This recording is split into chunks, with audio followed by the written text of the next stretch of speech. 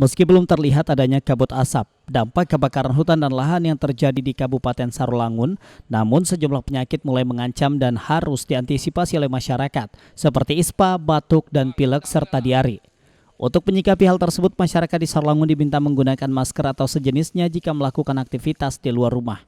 Masker akan didistribusikan ke setiap puskesmas dan dapat diambil oleh masyarakat secara gratis, mengingat saat ini Dinkes sudah memiliki stok yang cukup banyak.